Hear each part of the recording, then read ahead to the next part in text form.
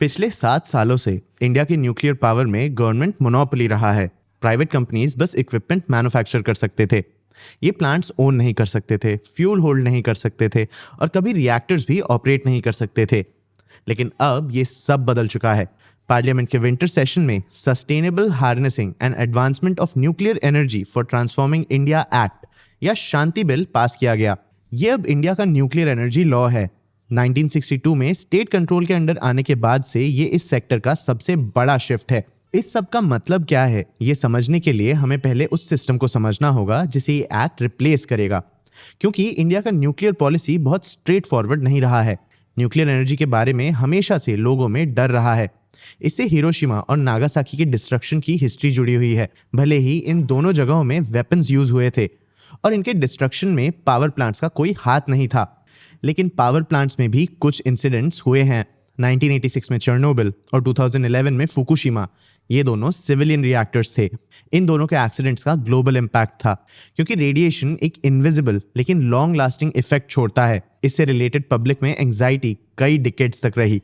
भले ही तब से आज तक रिएक्टर टेक्नोलॉजी काफी डेवलप हो चुका है।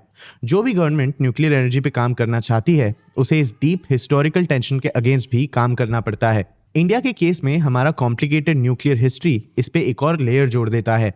आज के इस वीडियो में हम इंडिया की न्यूक्लियर इंडस्ट्री को एक्सप्लोर करेंगे।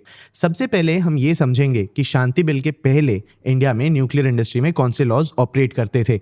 हम ये भी देखेंगे कि शांति बिल के कारण कौन से चेंजेस आ सकते हैं। मैं हूं आपका होस्ट देव, आप देख रहे हैं मार्केट्स बाय ज़ीरोधा हिंदी। चलिए शुरू करते हैं। सबसे पहले हम शांति बिल के पहले के एग्जिस्टिंग लॉ को समझते हैं। जब इंडिया ने 1962 में एटॉमिक एनर्जी एक्ट पास किया था, तब कोल्ड वॉर चल रहा था। न्यूक्लियर टेक्नोलॉजी को नेशनल सिक्योरिटी से अलग करना नामुमकिन था। होमी भाभा के अंडर इंडिया में एटॉमिक रिसर्च बस शुरू हुआ था। गवर्नमेंट को यूरेनियम, रिएक्टर्स और रिसर्च पे कंट्रोल चाहिए था। बेसिकली हर उस चीज पे जिससे वेपन्स बनाए जा सकते थे। तो 1962 के एक्ट ने न्यूक्लियर एनर्जी को गवर्नमेंट कंट्रोल के अंडर सेट कर दिया। मतलब सिर्फ सेंट्रल गवर्नमेंट या गवर्नमेंट ओन कंपनीज ही यूरेनियम माइन, प्रोसेस और एनरिच कर सकती थी, रिएक्टर्स बना सकती थी, इन्हें ऑपरेट कर सकती थी और स्पेंट फ्यूल हैंडल कर सकती थी। प्राइवेट कंपनीज बस कॉन्ट्रैक्टर्स के जैसे पार्टिसिपेट कर सकते थे। एल&टी प्रेशर वेसल्स बनाता था, गोदरेज कंपोनेंट्स मैन्युफैक्चर करता था, वालचंद नगर हैवी इक्विपमेंट सप्लाई करता था। ऐसे ही दूसरे कंपनीज इंडिया के न्यूक्लियर इंडस्ट्री में पीसेस में पार्टिसिपेट कर पाते थे, लेकिन ये बस वेंडर्स होते थे, ओनर्स नहीं। ये स्पेसिफिकेशंस के हिसाब से प्रोडक्ट्स बनाते थे, इन्हें डिलीवर करते थे और इसके लिए पेमेंट्स लेते थे। बस इनका इन्वॉल्वमेंट यहीं खत्म हो जाता था। गवर्नमेंट के पास हर इंपॉर्टेंट फैक्टर का ओनरशिप था। ये अरेंजमेंट कई सालों तक चला। इस टाइम के एक बड़े हिस्से के लिए इंडिया ग्लोबल न्यूक्लियर मार्केट से डिस्कनेक्टेड भी था। जब इंडिया ने 1974 में अपना पहला न्यूक्लियर वेपन टेस्ट किया, तो ग्लोबल न्यूक्लियर सप्लायर्स ने हमें यूरेनियम और रिएक्टर टेक्नोलॉजी बेचना बंद कर दिया था। इंडिया का न्यूक्लियर प्रोग्राम पूरी दुनिया से अलग बिल्ड हुआ। 2008 में ऐसा लगा कि ये चेंज होगा, जब इंडो यूएस न्यूक्लियर डील ने इंडिया को एक स्पेशल एग्जेम्पशन दिया। बिना कोई नॉन प्रोलिफरेशन ट्रीटी साइन किए इंडिया अब अब्रॉड से फ्यूल और रिएक्टर्स खरीद सकता था। नॉन प्रोलिफरेशन ट्रीटी दुनिया में न्यूक्लियर वेपन्स फैलने से रोकने के लिए बनाया गया था। कई सालों तक पूरी दुनिया से अलग न्यूक्लियर सेक्टर डेवलप करने के बाद इंडिया में एक एक्सपेंशन का एरा आने वाला था। लेकिन जैसे ही इंडिया को ये अपॉर्चुनिटी मिलने वाली थी, नए लॉ ने इसे रोक दिया। 2010 में इंडिया ने civil liability for nuclear damage act pass किया। इसका एम न्यूक्लियर एक्सीडेंट्स होने पे इसके विक्टिम्स को कंपनसेट करना था। ज्यादातर कंट्रीज एक सिंपल प्रिंसिपल फॉलो करते हैं। जो कंपनी प्लांट ऑपरेट करती है, डैमेजेस की लायबिलिटी उसकी होती है। इक्विपमेंट प्रोवाइड करने वाली कंपनीज प्रोटेक्टेड होते हैं। आफ्टर ऑल, जब एक बार कंपोनेंट्स इंस्टॉल हो जाते हैं, तो सप्लायर का इनके यूज पे कोई कंट्रोल ही नहीं होता। एक्सीडेंट्स के लिए सप्लायर को लायबल बनाने का कोई मतलब ही नहीं होता है। लेकिन इंडिया का इस सिचुएशन में अलग व्यू था। इंडियन लायबिलिटी लॉ हर पार्टी को रिस्पॉन्सिबल मानता था। इसमें न्यूक्लियर टेक्नोलॉजी और मटेरियल के सप्लायर्स भी एक्सीडेंट के केस में इससे होने वाले डैमेजेस के लिए लायबल होते थे। इस लॉ ने ऑपरेटर की लायबिलिटी 1500 करोड़ रुपीस तक लिमिट की थी। लेकिन इस लॉ का क्लॉज 17B बहुत कंट्रोवर्शियल था। ये clause state own nuclear operator NPCIL को ये राइट देता था कि कंपनी अपने सप्लायर से कंपनसेशन मांग सकती थी अगर इनके इक्विपमेंट के कारण कोई एक्सीडेंट हुआ हो। इन लॉज के कारण एक लीगल अनसर्टेनिटी का सिचुएशन बना और इसका इंडिया के न्यूक्लियर डेवलपमेंट पे भी इम्पैक्ट पड़ा। International vendors Indian markets enter ही नहीं करना चाहते थे, प्रोजेक्ट स्लो हो गए और कैपेसिटी एडिशन भी स्लो हो गया। इंडिया का न्यूक्लियर आउटपुट लगभग 8 गीगावाट पे ही फंसा रह गया। ये हमारे एनर्जी नीड्स और क्लाइमेट कमिटमेंट्स के रिक्वायरमेंट से बहुत कम था। क्लियरली लॉज में चेंज की जरूरत थी और शांति बिल यही करता है। चलिए देखते हैं कि ये एक्ट क्या क्या बदलता है। ये नया लॉ 1962 और 2000 के दोनों एक्ट्स को एक मॉडर्न फ्रेमवर्क में कंसोलिडेट करता है। इससे पार्टिसिपेशन के रूल्स बदल जाते हैं। सबसे पहला बड़ा चेंज था सप्लायर लायबिलिटी का प्रॉब्लम ठीक करना। इंडिया का फ्रेमवर्क ग्लोबल स्टैंडर्ड्स की तरफ बदला गया। नए लॉ के अंडर ऑपरेटर पे एक्सीडेंट्स की लायबिलिटी होती है। सप्लायर्स को सिर्फ तब स्यू किया जा सकता है जब वो कॉन्ट्रैक्ट्स में खुद लायबिलिटी बियर करते हैं या अगर इनके कारण जानबूझ के कोई हार्म हो। जिस क्लॉज के कारण ऑपरेटर सप्लायर से कंपनसेशन मांग सकते थे वो भी अब हटा दिया गया है। ये बस एक टेक्निकल चेंज लग सकता है, लेकिन इसके कारण एक 15 साल का प्रॉब्लम सॉल्व होता है। फॉरेन वेंडर्स अब बिना ओपन एंडेड लीगल एक्सपोजर के डर से इंडिया के साथ एंगेज कर सकते हैं। डोमेस्टिक मैन्युफैक्चरर्स भी अब कंपोनेंट सप्लाई कर सकते हैं बिना इस डर के कि ऑपरेटर्स की गलती के कारण उन पे कोई लायबिलिटी आएगी। नया लॉ 1500 करोड़ रुपीस की लायबिलिटी कैप भी हटाता है। अब लायबिलिटी रिएक्टर साइज के हिसाब से ही डिसाइड होगी। बड़े रिएक्टर्स की लायबिलिटी लिमिट्स हाई होंगी और स्मॉल मॉड्यूलर रिएक्टर्स की लायबिलिटी काफी कम होगी, लगभग 100 करोड़ रुपीस के आसपास। इस ग्रेडिंग की जरूरत है। प्राइवेट कंपनीज एक एसएमआर के लिए 100 करोड़ रुपीस का लायबिलिटी बियर करने के लिए रेडी हो सकते हैं, लेकिन पहले के 1500 करोड़ रुपीस का एक्सपोजर प्राइवेट प्लेयर्स के लिए इम्प्रैक्टिकल था। न्यूक्लियर प्लांट्स के ओनरशिप में भी एक बड़ा शिफ्ट आया है। अभी तक ओनरशिप गवर्नमेंट ओन्ड कंपनीज तक ही लिमिटेड था। शांति बिल अब प्राइवेट प्लेयर्स को भी अलाउ करता है। मतलब जल्द ही आप शायद टाटा, रिलायंस, अदानी या एल&टी को न्यूक्लियर रिएक्टर्स बिल्ड, ओन और ऑपरेट करने के लिए अप्लाई करते हुए देख सकते हो। इनमें से कुछ ऑलरेडी इक्विपमेंट्स मैन्युफैक्चर कर रहे थे, अब ये पूरे प्रोजेक्ट्स बना सकेंगे और ये एक बड़ी बात है। लेकिन इसका मतलब ये नहीं है कि इंडिया ने अपना न्यूक्लियर सेक्टर पूरी तरह से ओपन कर दिया है। गवर्नमेंट ने कुछ जरूरी लिमिट्स भी सेट किए हैं। इन रूल्स को समझने के लिए पहले ये समझना होगा कि न्यूक्लियर फ्यूल्स माइन से पावर ग्रिड तक कैसे पहुंचते हैं। सबसे पहले होती है माइनिंग। यूरेनियम ओर्स में पत्थरों के साथ अंडरग्राउंड मिलता है। इंडिया में झारखंड, आंध्र प्रदेश और कुछ और स्टेट्स में डिपॉजिट्स मिलते हैं। ओर को माइन से खोद के निकाला जाता है। इसे क्रश और केमिकल से ट्रीट किया जाता है।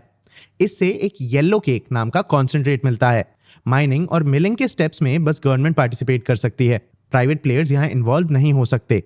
इसके बाद इस कॉन्सेंट्रेट को रिएक्टर फ्यूल में कन्वर्ट किया जाता है। इसके 2 स्टेप्स होते हैं। सबसे पहले इसे यूजेबल केमिकल फॉर्म में कन्वर्ट करना पड़ता है, फिर इसमें यूरेनियम आइसोटोप का कॉन्सेंट्रेशन बढ़ाना पड़ता है ताकि इससे एनर्जी प्रोड्यूस हो सके। नेचुरल यूरेनियम ज्यादातर U-238 आइसोटोप के फॉर्म में होता है। इससे चेन रिएक्शंस नहीं हो सकते। नेचुरल यूरेनियम का बस 0.7% U-235 होता है। ये वो आइसोटोप है जो स्प्लिट होता है और हीट रिलीज करता है, लेकिन U-235 का अमाउंट बहुत कम होता है, इसलिए रिएक्टर फ्यूल को एनरिच करना पड़ता है। मतलब U-235 का कॉन्सेंट्रेशन 3 to 5% तक बढ़ाना पड़ता है। शांति बिल गवर्नमेंट को पावर देता है कि वो ये डिसाइड कर सके कि इस प्रोसेस में प्राइवेट प्लेयर्स कितना कंट्रीब्यूट कर सकते हैं। ये प्राइवेट कंपनीज के पार्टिसिपेशन के लिए थ्रेशोल्ड सेट कर सकती है, लेकिन एनरिचमेंट का सेंसिटिव साइड गवर्नमेंट कंट्रोल में ही रहता है। और इसका कारण भी है। जो मशीन्स यूरेनियम को 5% तक एनरिच कर सकते हैं, वही अगर ज्यादा देर तक चलें तो यूरेनियम को वो 90% तक एनरिच कर सकते हैं। इस पॉइंट पे ये वेपन्स ग्रेड यूरेनियम बन जाता है। प्राइवेट कंपनीज को इस पोजीशन तक पहुंचने नहीं दिया जा सकता। एनरिचमेंट के बाद यूरेनियम को रिएक्टर में जाने के लिए फ्यूल जैसे शेप किया जाता है। ये स्टेप प्राइवेट प्लेयर्स के लिए ओपन है। और नेक्स्ट स्टेप भी, जिसमें प्राइवेट प्लेयर्स रिएक्टर बना सकते हैं और इसे ऑपरेट भी कर सकते हैं। इन रिएक्टर से इलेक्ट्रिसिटी जनरेट करके प्राइवेट प्लेयर्स इसे ग्रिड पे बेच भी सकते हैं। ये न्यूक्लियर पावर का कमर्शियल पार्ट है, जिसमें प्राइवेट कैपिटल और पार्टिसिपेशन अलाउ किया जा रहा है। लेकिन इन रिएक्टर्स का आउटपुट वापस एक सेंसिटिव टेरिटरी बन जाता है। रिएक्टर आउटपुट में प्लूटोनियम भी होता है, जो फिशन का बाई प्रोडक्ट होता है और इससे न्यूक्लियर बॉम्ब्स बनाए जा सकते हैं। इसीलिए नए लॉ के अंडर प्राइवेट ऑपरेटर्स को स्पेंट फ्यूल कुछ समय तक स्टोर करना होगा, जब तक ये ठंडा नहीं हो जाता। इसके बाद इसे गवर्नमेंट को हैंड ओवर कर देना होगा। गवर्नमेंट इसके बाद के सारे स्टेप्स हैंडल करती है। मतलब यूजेबल मटेरियल एक्सट्रैक्ट करने के लिए रीप्रोसेसिंग और ऐसे हाई लेवल वेस्ट को डिस्पोज करना जो कई हजारों साल तक डेंजरस रहता है। तो नया लॉ पूरी तरह से डीरेगुलेशन नहीं ला रहा, ये कंट्रोल के साथ इंडिया का न्यूक्लियर सेक्टर ओपन कर रहा है। गवर्नमेंट इंडस्ट्री का फ्रंट एंड मतलब माइनिंग और मिलिंग और बैक एंड मतलब रीप्रोसेसिंग और वेस्ट डिस्पोजल हैंडल करेगी। लेकिन बीच के प्रोसेस में गवर्नमेंट प्राइवेट प्लेयर्स को पार्टिसिपेट करने देगी। ये पूरे प्रोसेस का सबसे कैपिटल इंटेंसिव स्टेप्स होते हैं, लेकिन इन स्टेप्स में भी गवर्नमेंट के पास कंट्रोल रहेगा। जैसे डिपार्टमेंट ऑफ एटॉमिक एनर्जी किसी कंपनी को लाइसेंस देने से मना कर सकती है अगर इस कंपनी को ऐसे एंटिटीज कंट्रोल करते हो जो इंडिया के डिफेंस और नेशनल सिक्योरिटी के लिए हार्मफुल हो सकते हैं। ये किसी भी फैसिलिटी को शट डाउन कर सकते हैं अगर इन्हें ये लगता है कि ये सेफ नहीं है। अगर कोई प्राइवेट फर्म फ्यूल लोड करने के बाद किसी रिएक्टर को अबैंडन कर देती है तो सारे एसेट्स ऑटोमेटिकली गवर्नमेंट को ट्रांसफर हो जाएंगे बिना किसी क्रेडिटर्स के क्लेम के। गवर्नमेंट इंफॉर्मेशन को क्लासिफाई भी कर सकती है, मतलब इसे पब्लिकली अवेलेबल होने से रोक सकती है। ये कुछ एरियाज को ऑफ लिमिट्स भी डिक्लेयर कर सकती है, मतलब इन एरियाज का एक्सेस बंद कर सकती है और सेंसिटिव डोमेन्स में इंटेलेक्चुअल प्रॉपर्टीज भी क्लेम कर सकती है। ये कुछ हद तक सेफ्टी और अकाउंटेबिलिटी इंश्योर करता है और शायद पब्लिक में डर भी कम कर सकता है।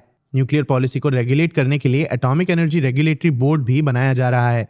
ये अब इस सेक्टर का डिफैक्टो रेगुलेटर होगा। ये इसके पिछले कंडीशन से एक अपग्रेड है। AERB अब बाइंडिंग रेगुलेशंस बना सकता है, इंस्पेक्शंस कंडक्ट कर सकता है, पेनल्टीज इंपोज कर सकता है और लाइसेंस कैंसिलेशंस भी रेकमेंड कर सकता है। लेकिन AERB पूरी तरह इंडिपेंडेंट नहीं होगा। AERB का लीडरशिप सिलेक्ट करने वाले कमेटी में एटॉमिक एनर्जी कमीशन रहेगा। इस कमेटी का central authority department of atomic energy रहेगा। यूएस में इसका उल्टा है, जहां nuclear regulatory commission department of energy से अलग और इंडिपेंडेंट है। तो AERB अभी भी उस एटॉमिक एस्टैब्लिशमेंट के अंदर होगा जिसे ये रेगुलेट करेगा। इससे कॉन्फ्लिक्ट ऑफ इंटरेस्ट बन सकता है। लेकिन इन कंट्रोल्स के बावजूद शांति बिल इंडिया के न्यूक्लियर इंडस्ट्री का एक टर्निंग पॉइंट है। इस नए बिल के साथ इंडिया 2047 तक 100 गीगावाट न्यूक्लियर कैपेसिटी टारगेट कर रहा है। आपको क्या लगता है, क्या प्राइवेट पार्टिसिपेशन के थ्रू ये टारगेट अचीव हो पाएगा? अपने व्यूज हमें कमेंट सेक्शन में जरूर बताना। आगे आप कौन से टॉपिक्स पे वीडियोस देखना चाहते हो ये भी हमें कमेंट सेक्शन में जरूर बताना। अगर ये वीडियो आपको इन्फॉर्मेटिव लगा तो इसे लाइक और शेयर जरूर करना। ऐसे ही और वीडियोस के लिए चैनल को सब्सक्राइब भी कर लेना। आज के लिए इतना ही, मिलते हैं अगले वीडियो में।